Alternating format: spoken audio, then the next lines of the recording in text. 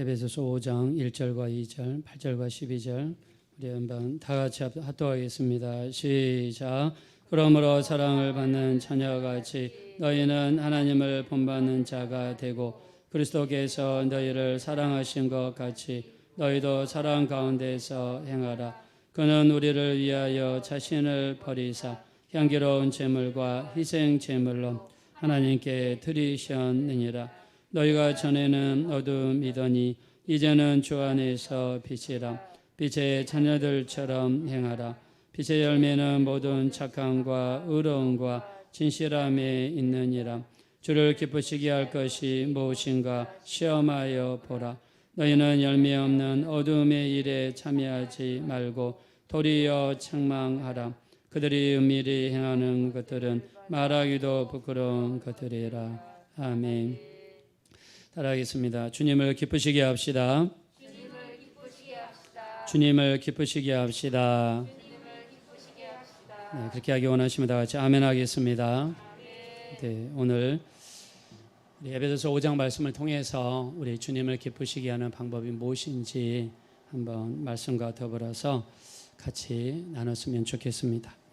자, 우리 성경의 시작은 무엇이냐면 태초에 하나님이 천지를 창조하시니라로 이렇게 시작을 합니다. 그래서 우리 천지 만물을 만드신 하나님은 또 여러분도 만드셨고 저도 만드셨고, 그래서 성경의 시작은 우리가 창조로 시작하는 것을 알 수 있습니다. 자, 하나님께서 우리를 지으셨다고 믿으시면 한번 고백하는 의미에서 다 같이 아멘 하겠습니다. 아멘.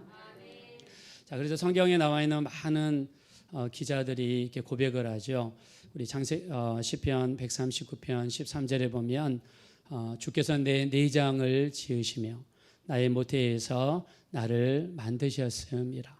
내가 주께 감사함은 나를 지으심이 심히 기묘하심이라 라고 고백했습니다. 자, 하나님께서 나를 지으신 것, 또 인간이 이렇게 내 안에서 돌아가는 우리 어떤 기관의 기능들, 이런 것들을 봤을 때 나를 지으심이 심히 기묘하심이라, 이렇게 시편 기자는 고백했습니다. 그래서 우리 이렇게 육체를 보면은요, 여러분의 눈에 보이는 이런 피부 있잖아요. 이런 피부는요, 한 달에 한 번 완전히 바뀐다고 그러죠. 그래서 속에서 새살이 만들어지고 원래 있던 피부는 여러분이 때를 밀 때 밖으로 밀려서 나갑니다. 자, 근데 목욕을 자주 가시는 분들이 있어요. 목욕탕에. 그래서 뭐 매주마다 가거나 어떤 분들은 3일마다 가는데 그냥 그 이태리에도 없는 이태리 타월을 가져가셔서 그냥 피부를 팍팍 긁어내시는데, 이렇게 긁어내면 피부가 상하게 됩니다. 한 달에 한 번씩 피부 조직이 만들어지기 때문에 목욕은 한 달에 한 번 정도 하는 게 좋습니다. 너무 늦나요? 괜히 말했다고 또 판단을 받을 것 같은데, 그래서 우리 피부는 한 달에 한 번 완전히 이렇게 바뀌어진다고 해요. 자, 그리고 우리 몸속에 있는 피는 3개월마다 한 번씩 완전히 새 피로 교체가 됩니다. 피 안에 있는 뼈는요, 7년에 한 번 완전히 뼈가 새로운 뼈로 교체가 일어납니다. 자, 그래서 우리가 이 몸 중에서 필요 없는 것이라고 이렇게 간주되었던 것들, 아마 여러분들이 학교 다니실 때 생물 시간에 배우셨을 것 같아요. 특별히 우리 몸에서 필요 없다고 여겨지는 몇 가지가 있는데, 첫 번째가 꼬리뼈입니다. 여러분 엉덩이 위에 있는 그 꼬리뼈 이렇게 불록 튀어나왔죠. 그래서 이 꼬리뼈는 우리가 척추 이렇게 사진을 보면은 가장 밑에 있는 곳에 위치를 하고 있죠. 그래서 우리가 학교에서 배울 때 어떻게 배웠습니까? 인간의 옛날에 뭐였습니까? 옛날에 원숭이였다. 그리고 인간이 진화가 되면서 이제 손이 있으니까는 꼬리가 필요가 없게 되었다. 그래서 태아가 돼가지고 흔적만 남아있다. 그래서 우리가 베스티지알, 흔적 기관이라고 이야기를 하죠. 흔적만 남아있다. 그래서 지금은 필요 없는 기관이다. 그래서 이 꼬리뼈가 진화의 증거다. 이렇게 여러분 배웠을 거예요. 저도 그렇게 배웠습니다. 근데 꼬리뼈가 진화의 증거라면 이렇게 이야기하는데, 여러분 과연 인간이 꼬리가 있었다가 필요가 없어서 손 때문에 없어져서 이 끝에만 남았냐? 여러분 절대 그렇지 않습니다. 저도 속았어요. 초등학교, 중학교, 고등학교 교과서에 속았는데 최근 10년 전에 밝혀진 거에 의하면 꼬리뼈는요, 원래부터 꼬리뼈입니다. 꼬리뼈는 하나님이 필요 없어서 이렇게 꼬리가 잘라져 가지고 흔적만 남은 흔적 기관이 절대로 아니라는 거예요. 여러분, 꼬리뼈가 없으면 어떤 일이 벌어지냐면, 여러분 화장실 갈 때 대부분 언제 화장실 가죠? 대부분 하루에 한 번 정도 가시는 사람은 건강하신 분이에요. 3일마다 한 번 가시는 분은 야채를 좀 많이 드셔야 됩니다. 자, 근데 대변이 나오려고 그럴 때 몸에 신호를 주는 역할을 하는 게 뭐냐면 꼬리뼈입니다. 이 꼬리뼈가 없다고 그러면 이 대변이 나오는 건 몰라요. 그래서 대변이 나올 것 같다 보니까 이미 쌌어요. 이게 바로 꼬리뼈입니다. 꼬리뼈. 꼬리뼈는 대변이 나오는 신호를 전달을 해주고, 그 다음에 대변이 나올 때 조절을 할 수 있어요. 자를 수도 있고 힘을 보내서 보낼 수도 있고, 이 조절할 수 있는 기관이 뭐냐면 꼬리뼈입니다. 그래서 꼬리뼈가 망가지거나 다치거나 부서졌을 때, 수술할 때 주변에 있는 신경을 건드리면 큰일 납니다. 엄청 큰일 나요. 꼬리뼈는 필요 없는 기관이 아니에요. 하나님이 원래 그렇게 필요했기 때문에 여러분 만드신 거예요. 저는 그걸 믿습니다. 근데 그게 뭐 필요 없다고, 원숭이는 꼬리가 있고, 뭐 원숭이도 이제 꼬리가 뭐 대부분 없죠. 그것도 뭐 태야 됐다 그러는데, 자, 이렇게 생각을 하게 만든단 말입니다. 그거 잘못된 생각이에요. 하나님이 필요해서 만든 거예요. 자, 또 필요 없다고 생각하는 게 대표적인 게 뭐죠? 여기 소장으로 내려가다가 소장과 대장이 연결되는 부분에 충수, 어펜딕스, 충수가 있죠. 이거를 맹장이라고 그러죠. 맹장. 소장에서 대장으로 가는 딱 그 지점에 있습니다. 그래서 여러분들이 잘못해서 돌을 잡수셨다. 그 다음에 뭐 유리를 잡수셨다. 그래가지고 내려가다가 그게 그리로 뿅 빠져가지고 나중에 그게 썩어서 터지면, 그 독이 몸에 퍼지면 사람이 죽으니까 한때는 아예 맹장 수술이 유행했던 적도 있어요. 근데 맹장 수술을 하면 또 이런 말도 있습니다. 맹장 수술을 하게 되면 뭐 전투기 비행을 못한다. 근데 보니까 맹장 수술을 해도 전투기 조절은 할 수 있습니다. 저도 그거 찾아봤더니 그건 잘못 알려진 방법이에요. 근데 맹장이 흔적 기관입니까? 이 잘못 필요 없는 기관입니까? 아니에요. 저는 하나님이 만드신 것은 반드시 필요하기 때문에 만드셨다라고 저는 믿습니다. 맹장이요, 어떤 역할을 하냐면, 맹장 속에는요, 면역 활동을 증진시키는 이로운 박테리아, 세균이 우리 맹장 안에 숨어 있어요. 면역 기능을 증진시키는 좋은 박테리아 세균이 이 맹장 안에 숨어 있어요. 그래서 소장이라든가 대장의 면역이 떨어지게 되면 맹장 속에 있는 이 박테리아가 나와서 대장으로 들어가고 소장으로 들어가서 면역력을 증진시켜주는 이 역할을 하는 게 바로 맹장입니다. 그래서 맹장을 떼어버리면 어떤 일이 발생하냐면 여러분 몸에 면역 기능이 떨어진다고 생각하시면 돼요. 이게 무서운 겁니다, 여러분. 우리 몸의 면역 기능이 강화되어 있어야지 우리가 이길 수가 있는데, 이 맹장이 없게 되면 면역력이 떨어진다는 거예요. 그래서 진화론자들이 막 그렇게 이야기를 해요. 이 꼬리뼈라든가 맹장이라든가 다 지금은 진화하는 과정 속에서 필요 없어서 지금 남은 흔적 기관이다. 여러분, 절대로 그렇지 않다는 것을 여러분에게 말씀을 드립니다. 그래서 하나님께서 다 필요하시기 때문에 만들어 두셨다. 그래서 하나님께서 우리를 지으심이 심히 기묘하심이라. 우리 한번 다 같이 믿으시면 다 같이 아멘 하겠습니다. 제가 2주 전에요, 교회 오면서 여기다가 반창고를 이렇게 붙이고 왔거든요. 여기 반창고. 그래서 붙이고 왔는데, 사실은 제가 이제 자녀 백신을 맞았거든요. 근데 여기가 저한테 좀 비슷한 게 있었습니다. 근데 백신을 맞고 났는데 여기가 좀 시커매지면서 진물 같은 게 나오더라고요. 그래서 저는 그걸 손톱으로 팠습니다. 그랬더니 진물을 짜고 나서 더 시커매지는 거예요. 그래서 이게 점점 부어오르더라고요. 그래서 이게 백신 맞고 나서 부작용인가 해가지고 피부과를 갔어요. 갔더니 그 피부과에서 의사 선생님이 뭐라고 하냐면, 딱 보더니 피부암 가능성이 있다고 그러더라고요. 피부암 가능성. 제가 의사 선생님한테 암 이야기 들으니까 막 눈이 캄캄하더라고요. 피부암 가능성이 있다. 그래서 이거를 좀 잘라가지고 이게 좀 쬐습니다. 그래서 안에를 긁어서 이 조직 검사를 이렇게 보냈어요. 조직 검사 나오는데 한 2주 정도 걸렸는데, 그 의사 선생님이 뭐라고 하냐면 피부암일까요? 아닐까요? 예, 이게 뭐 검버섯이라고 그러더라고요. 검버섯. 그래 황당해가지고 좀 죄송합니다. 황당하다 그래서 약간 황당해 다시는 거기 안 가려고 생각을 하고 있습니다. 아니 처음부터 검버섯이라고 하지. 그냥 이렇게 피부과도 가면 일반의 그러니까 가정으로서 피부를 진찰하신 분이 있거든요. 그런데 가지 마시고 전문의를 가셔야 됩니다. 스페셜리스트 피부만 전문하신 분. 제가 전문의를 갔어요. 그러면 이게 암인지 검버섯인지 여러분 딱 보면 알아야 될 거 아니에요. 저는 딱 보면 알아야 되는 생각을 하는데 2주 동안 정말 제가 쫄아가지고 그래서 제가 암이면 어떻게 하나 그래서 제가 물어봤습니다. 암이면은 여기 피부 안에 있는 거 다 긁어내야 된다고 그러더라고요. 그래서 그러면은 제가 눈을 제대로 달고 다닐 수 있을지 막 이런 생각도 들고 별 생각을 다 했는데 자 그러면서 알게 된 게 여러분 혈액순환이 굉장히 사람이 중요하고요. 혈액순환 그다음에 혈관이 막는 게 굉장히 중요합니다. 자, 우리 몸속에 있는 모든 혈관 길이를 다 펼쳐보면 약 한 12만 킬로미터가 된다고 그래요. 그리고 우리 몸에 있는 피가 몸 전체를 도는데 걸리는 시간이 46초라고 한다고 그럽니다.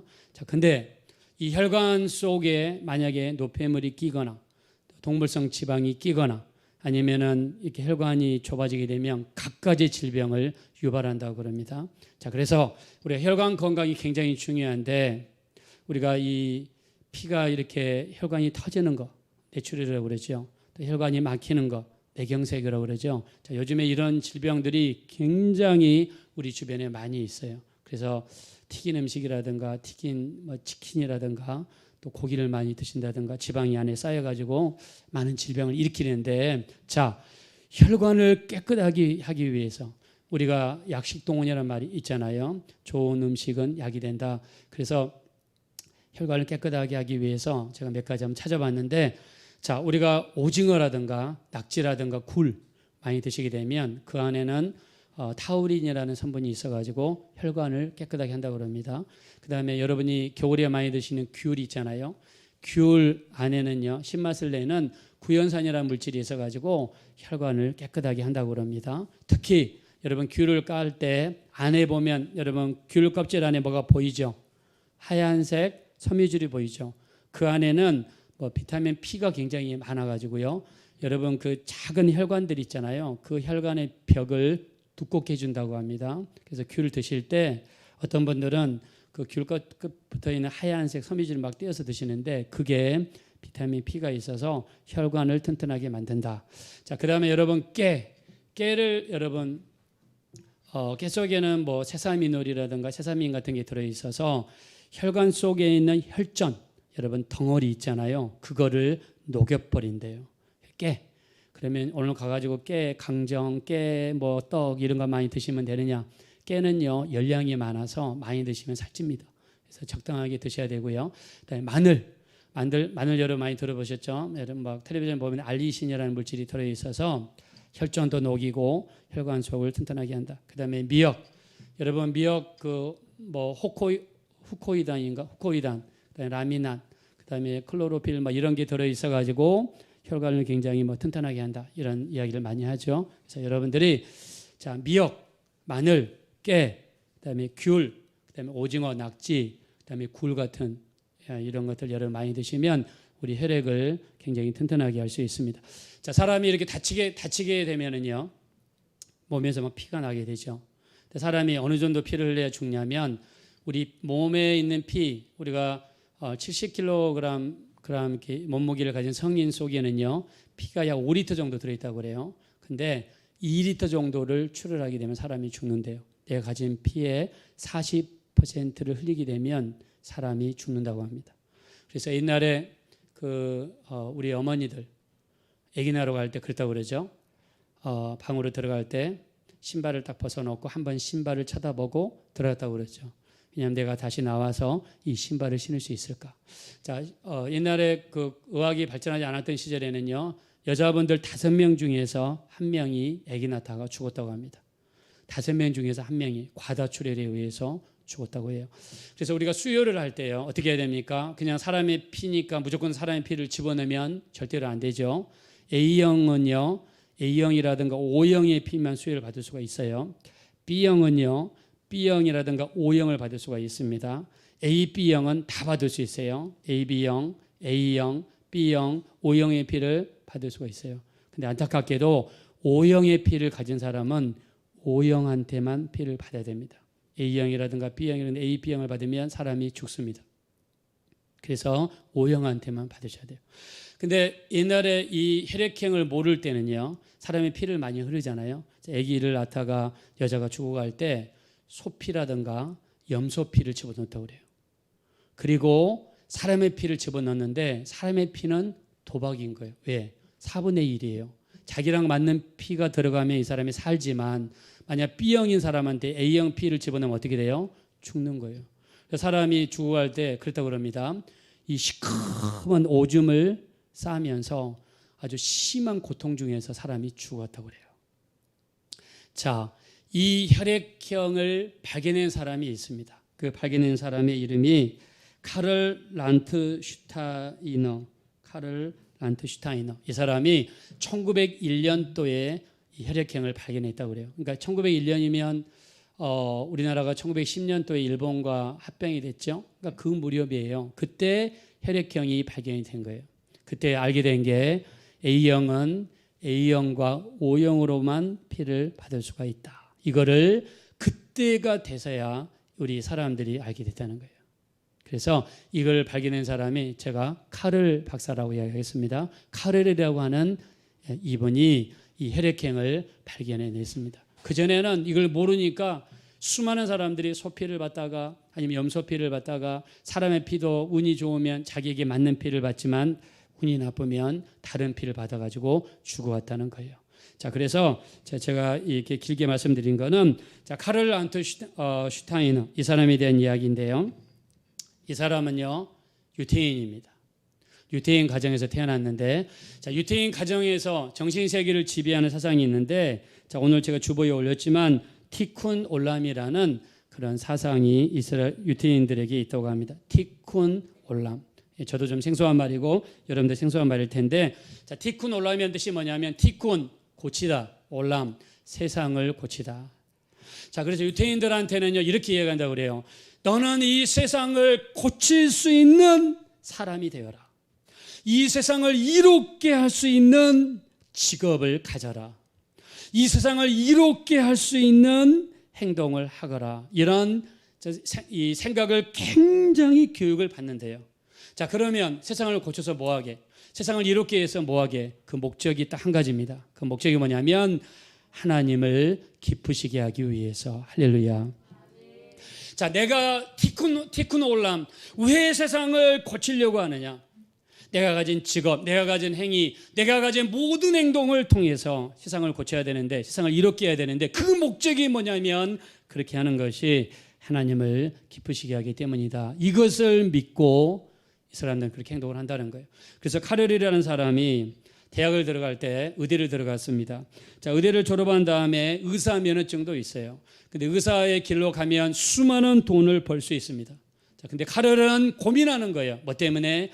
티쿤 올람이라는 사상 때문에 고민하는 거예요. 내가 어떻게 세상을 이롭게 할 수 있을까?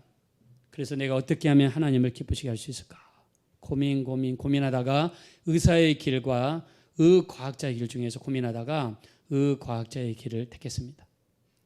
실제로 우리가 의사 한 사람이 평생 30년 동안 일한다 그러면 볼 수 있는 환자가 한 10만 명 정도 된다고 그래요. 그중에서 생사를 왔다 갔다 하는 사람 몇 명이나 살릴 수 있을까요? 자, 근데 이 혈액형 때문에 피가 지금 부족하고 과다출혈 때문에 수많은 사람들이 죽어가고 있는데 거기에 A형에는 A형이나 O형을 줘야 되지 않습니까? 이 방침을 카릴이라는 사람이 정했기 때문에 이 사람을 통해서 얼마나 많은 사람이 살았냐면 그가 죽을 때까지 약 11억 명의 사람들을 살려냈다고 합니다. 세상을 이롭게 한 거예요. 그래서 그 마음속에는 무슨 일이 있었냐면 티쿤 올람이라는 어떻게 하면 세상을 이롭게 할 수 있을까? 어떻게 하면 세상을 바꿀 수 있을까?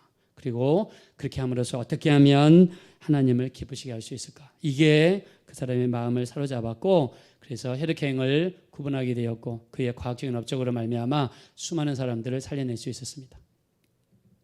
자, 어떻게 하면 하나님을 기쁘시게 할 수 있을까? 또 다른 고민을 했던 분을 오늘 성경에서 발견할 수 있습니다. 그분이 누구냐면 바로 우리 주 예수 그리스도가 되시는 줄로 믿습니다. 자, 본문 말씀으로 돌아가겠습니다. 1절 보겠습니다. 1절 다 같이 읽겠습니다. 시작. 그러므로 사랑을 받은 자녀같이 너희는 하나님을 본받는 자가 되고 2절이요. 그리스도께서 너희를 사랑하신 것 같이 너희도 사랑 가운데서 행하라. 그는 우리를 위하여 자신을 버리사 향기로운 제물과 희생 제물로 하나님께 드리셨느니라. 아멘. 예수님이 십자가에서 자기를 온전히 드리셨어요. 그래서 성경에서 예수님을 향기로운 제물이다, 희생 제물로 이렇게 표현했습니다. 예수님께서 십자가에서 죽으시면서 피 흘리신 그 행위를 성경에서는 향기로운 제물이 직접 되셔서 하나님께 바쳐지신 제물로 성경에 표현했습니다. 자, 예수님이 자원하셔서 예수님이 기쁘신 마음으로 향기로운 제물이 되셨습니까? 우리가 향기롭다고 그럴 때 그 기준이 무엇일까요? 인간이 볼 때 냄새를 맡아보니까 향기롭다라는 게 기준일까요? 아닙니다. 하나님 보시기에 예쁘고 하나님 보시기에 합당하고 하나님 보시기에 너무나 아름다워 보이는 제물이라는 뜻이에요. 하나님 마음에 너무 들었던 제물이다, 그런 뜻입니다. 예수님이 십자가에서 여러분 죽기를 원하셨나요? 원치 않았죠. 우리가 마태복음 26장 39절 또 42절 44절에 보면 예수님은 이런 기도를 드립니다. 아버지여, 할 수 있거든 이 잔이 내게서 옮겨지기를 원합니다. 이 말은 할 수 있으면 내가 십자가를 지지 않고도 아버지의 일을 이뤘으면 좋겠습니다. 그러나 내 원대로 마옵시고 아버지의 원대로 되기를 원합니다. 42절에도 똑같은 제목으로 기도합니다. 아버지여, 내 뜻대로 마옵시고 아버지의 원대로 이 잔이 내게서 옮겨지기를 원합니다. 하나님 아버지는 응답하지 않았습니다. 예수님께서는 십자가를 지는 것이 아버지의 길이라는 것을 알았어요. 그렇게 함으로써 하나님을 기쁘게 해드리고 하나님이 기뻐하시는 길이라는 것을 알았습니다. 그래서 오늘 2절에 보니까 향기로운 제물 앞에 뭐라고 밑줄 그어져 있죠? 그는 우리를 한번 다 같이 읽읍시다. 시작. 그는 우리를 위하여 자신을 버리사. 아멘. 예수님은 자기를 부인했습니다. 자기를 버렸습니다. 자기를 정말 부인하고 하나님께서 예비하신 그 길을 갔어요. 왜요? 그것이 아버지를 기쁘시게 하는 길이니까. 왜요? 그것이 세상을 이롭게 하는 길이니까. 모든 사람의 죄를 용서하고 예수를 믿는 자들에게 구원을 베풀 수 있는 그 길을 여는 것이 아버지가 기뻐하는 길이고 아버지의 뜻이고 아버지의 원하시는 길이니까 우리 주님은 자기를 버리고 자기를 부인하고 스스로 향기로운 제물이 되신 줄로 믿습니다. 지금 마찬가지입니다. 코로나 때문에 자칫 잘못하면 신앙적으로 해이해지기 쉽고 기도생활, 말씀생활 너무 해이해지기 쉬운 그런 상황이 지금 놓여 있어요. 우리 자신을 한번 살펴볼 필요가 있습니다. 내가 지금 하고 있는 기도 생활이, 말씀 생활이, 내가 지금 드리고 있는 예배 생활이, 내가 하고 있는 모든 것이 지금 주님을 기쁘시게 하고 있는가? 내가 정말 세상을 바꿀 수 있는 그 길로 가고 있는가? 아니면 세상과 동조해서 세상 다 모든 사람들이 가는 넓은 길로 가고 있는가? 우리 점검해 봐야 되지 않을까요? 예수님처럼 아버지가 기뻐하는 길을 가시기 위해서 자기를 버리시고 자기를 부인하고 스스로 향기로운 제물이 되셨어요. 여러분, 제물이 된다는 것은 나를 부인하는 것을 넘어서 내가 정말 죽어진다는 것을 의미합니다. 인격적으로 죽어주고 내 자아와 아직과 고집 모든 것을 죽이고 이 세상에서 산다는 것을 의미해요. 그래야지 주님을 기쁘시게 할 수 있으니까. 본문에 말씀합니다. 우리 10절입니다. 다 같이 읽겠습니다. 시작. 주를 기쁘시게 할 것이 무엇인가 시험하여 보라. 아멘. 그래서 성경에서는 주님을 기쁘시게 할 것이 무엇인가 시험하여 보라고 말씀했어요. 우리가 호주 옆에 가면요, 뉴 헤브라이즈라는 섬들이 모여 있다고 합니다. 근데 1831년에 존 윌리엄스라는 선교사님이 호주 옆에 있는 이 섬들에 대한 사명을 가졌어요. 누가 저기에 가서 복음을 전할까? 알려진 바에 의하면 이 사람들은 거칠고 적대적이고 또 어떤 일이 벌어질지 아무도 몰라요. 근데 가서 저 영혼들을 정말 변화시키는데 하늘의 미랄이 되고 내가 제물이 되어서 우리가 순교할 때 옛날에 대부분 순교하셨잖아요. 순교의 피를 흘리는 제물이 되지 않고서는 복음을 증거하지 못했잖아요. 우리나라의 그 토마스 선교사님은 대동강을 거슬러 올라가다가 배 위에서 우리 조선 수군에 의해서 창에 찔려서 죽었습니다. 그냥 가서 복음 전하지도 못하고 성경 하나만 전해주고 그는 거기서 죽었어요. 하늘의 제물이 되신 분들이 굉장히 많습니다.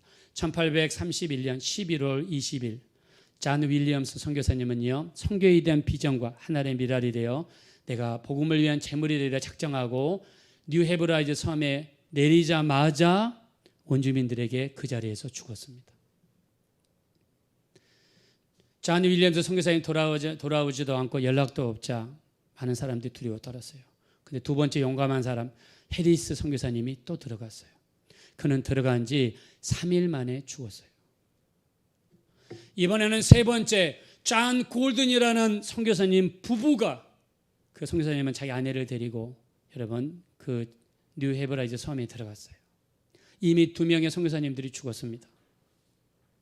만약 저한테 들어가라고 그러면 저 진짜로 어쩌면 못 들어갈 것 같아요. 근데 잔 골든 이분은 들어갔어요. 자기 아내를 데리고 들어갔어요. 들어가서 둘이 기도하면서 합심해서 원주민들을 사귀는 데까지 갔습니다. 거기에 반기를 든 원주민 하나가, 거친 원주민이 두 부부를 잔인하게 동시에 죽였어요. 그 다음에 맥레이 선교사님이라는 분이 네 번째로 들어갔습니다. 이번은 1년 머물다가 죽었어요. 세 번째 들어갔던 잔 골든 부부 있었다고 그랬잖아요. 그 잔 골든 선교사님의 동생이 5번째로 들어갔어요. 이번은 아예 죽으리라 형의 그 유업을 이어서 복음을 증거한 하나의 미랄 내 제물이를 작정하고 5번째로 들어갔어요. 이번은 원주민들과 친해지고 그 다음에 복음을 전하고 드디어 신약 성경을 그 원주민 언어로 번역을 하다가 사도행전 7장을 번역하고 있는데, 사도행전 7장이 스데반 집사님이 순교하는 장면이죠. 그 사도행전 7장을 번역하다가 친일반 괴한에 의해서 칼에 찔려서 죽었는데, 엎드렸는데 하필이면 거기가 사도행전 7장이었어요. 안타깝게 죽었습니다. 6번째 선교사님이 라버튼 선교사님이 들어가서, 그 선교사님이 들어가가지고 드디어 섬 전체가 변화되는, 복음화되는, 그리고 더불어서 그 주변의 80개의 섬까지 복음으로 변화되는 놀라운 하나님의 역사가 일어났습니다. 할렐루야. 복음은요, 죽고자 하는, 내가 하나님의 미랄이 되고 내가 순교의 제물이 되겠다는 그런 사람들을 통해서 지금도 복음이 전파되고 있습니다. 우리가 주님을 기쁘시게 하는 방법이 여러분에게 꼭 제물이 되라고는 하지는 않겠습니다. 여러분에게 들어가서 죽어라, 여러분 그렇게 할 수는 없어요. 그러나 내가 지금 하고 있는 행위를 한번 살펴봤으면 좋겠습니다. 내가 지금 하고 있는 기도 생활이, 내가 지금 하고 있는 예배 생활이, 내가 지금 하고 있는 말씀 생활이 내가 주님을 지금 기쁘시게 하고 있는가? 내가 직장을 잡을 때도 내 가정을 이루는 목적도, 내 가정을 이루는 목적이 나 혼자 잘 먹고 잘 살기 위해서 내가 하는 것이 아니라 가정을 통해서 하나님의 뜻을 이루고 어떻게 하면 주님을 기쁘게 해드리는 가정이 될 수 있을까? 우리가 예배 드리는 것도 마찬가지입니다. 오늘 우리가 하나님 앞에 예배 드리러 왔는데 이 예배를 통해서 어떻게 하면 주님을 기쁘시게 할 수 있는가? 그래서 고린도후서 5장 9절에 사도 바울은 이렇게 고백하죠. 내가 몸 안에 있든지 떠나든지 주를 기쁘시게 하는 자 되기를 힘쓰노라라고 고백했습니다. 내가 이 땅에 살고 있어도, 내가 이 몸을 떠나도 오직 나의 목적은 주님을 기쁘시게 하는 것입니다. 여기 우리 오늘 예배드리러 또 어렵게 오신 분들도 있어요. 우리 저기 현일 형제 앉아 있는데, 현일 형제가 소방대원이잖아요. 이렇게 앰뷸런스를 운전하면서 이렇게 환자들을 실어나요. 근데 밤새도록 일하고도 지금 자야 될 시간인데도 예배 드리려고 오시는 분도 있고, 우리 정현주 집사님은 다리가 다쳐서 기부스까지 하셨는데 이렇게 또 예배 드리러 오신 분들도 있고, 저는 이런 행위 하나하나가 저는 주님을 기쁘시게 한다라고 믿습니다.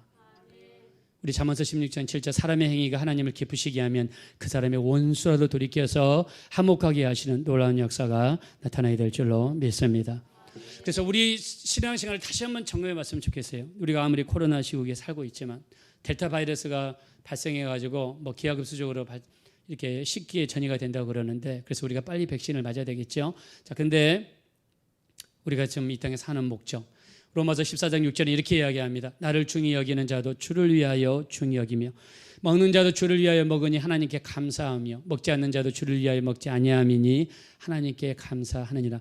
우리 중에 누구든지 자기를 위해 사는 사람도 없고 자기를 위해 죽는 사람도 없도다. 우리가 살아도 주를 위하여 살고 죽어도 주를 위하여 죽나니 사나 죽으나 우리는 주의 것이로다. 할렐루야.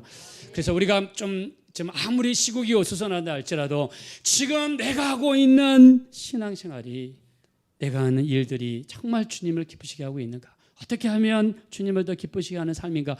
어떻게 하면 내 자신을 죽이고 부인해서 주님의 기뻐하시는 향기로운 제물이 될 수 있을까? 한번 정말 진정으로 고민해보는 그런 시간들이 됐으면 좋겠습니다. 그래서 오늘 우리 성경 말씀처럼 다시 한번 우리 말씀으로 돌아가겠습니다. 우리 8절 9절 한번 보겠습니다. 8절 9절 다 같이 읽겠습니다. 시작. 너희가 전에는 어두움이더니 이제는 주 안에서 빛이라. 빛의 자녀들처럼 행하라. 빛의 열매는 모든 착함과 의로움과 진실함에 있느니라. 아멘. 자, 이날에는 우리는 어둠 속에 속해서 갖가지 죄와 타협하며 죄 안에서 우리가 사는 그런 삶을 살았습니다. 자, 그러나 이제 어둠에 있다가 빛 가운데 들어왔죠. 자, 빛의 열매는 뭡니까? 모든 착함과 의로움과 진실함이 있다고 그랬습니다. 자, 그런데도 불구하고 우리 11절 12절 보겠습니다. 시작. 너희는 열매 없는 어둠의 일에 참여하지 말고 도리어 책망하라. 그들이 은밀히 행하는 것들은 말하기도 부끄러운 것들이라. 아멘.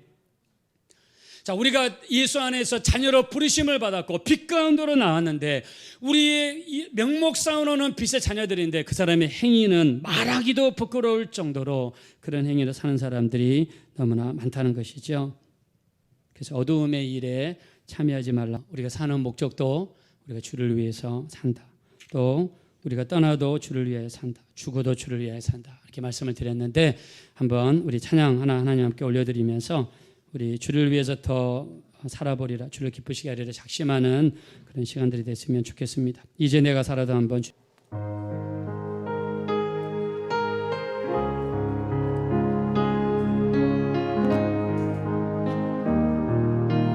이제 내가 살아도 주 위에 살고 이제 내가 살아도 주 위에 살고 이제 내가 죽어도 이제 내가 죽어도 주 위에 주 하늘 영광 보여주며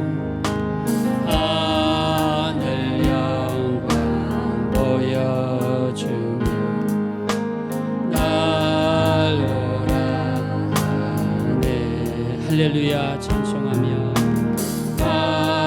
할렐루야 찬송하며 주께 감히 그러므로 나는 사나 죽으나 그러므로 나는 사나 죽으나 주님 것이요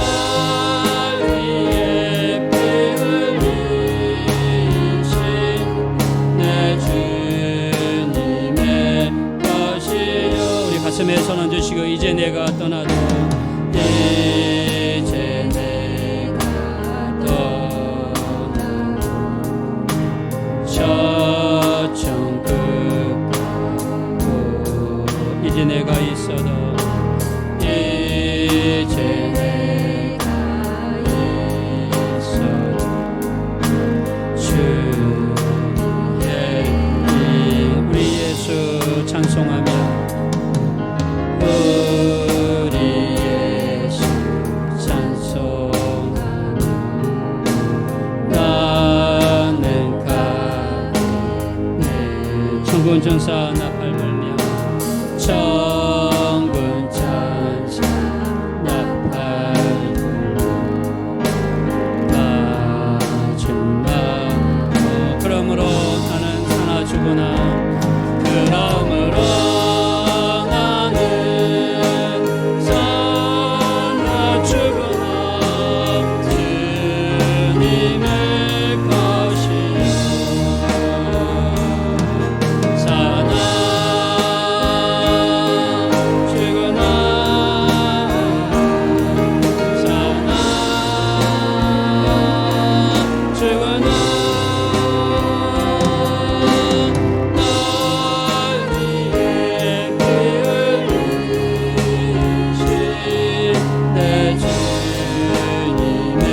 그러므로 나는 사나 죽으나 그러므로 나는 사나 죽으나 주님 것이요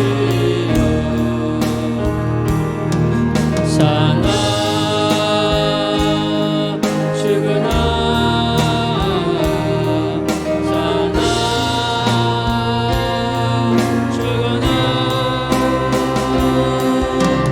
날 위해 피 흘리신 내 주님의 것이요 다같이 눈을 감고 기도하실 때 정말 나의 삶이 나의 행위가 주님을 기쁘시게 하는 그런 귀한 삶이 될 수 있도록 내가 살든지 죽든지 오직 주님을 기쁘시게 하는 자 되기를 원합니다. 지금 나의 행위가 나의 기도 생활, 나의 말씀 생활, 나의 예배 생활, 나의 직업이 내가 하는 모든 일들을 통해서 오직 주님을 기쁘시게 하는 복된 삶, 복된 가정, 복된 인생이 되게 해달라고 우리 합심으로 간절히 기도하겠습니다.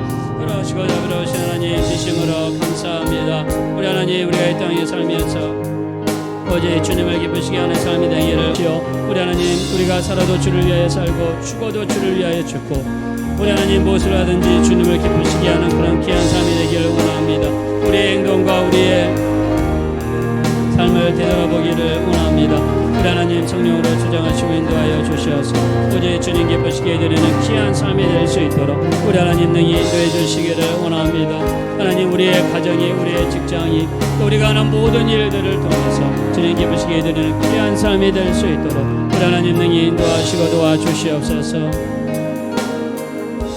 그러하신 하나님 아버지 감사합니다.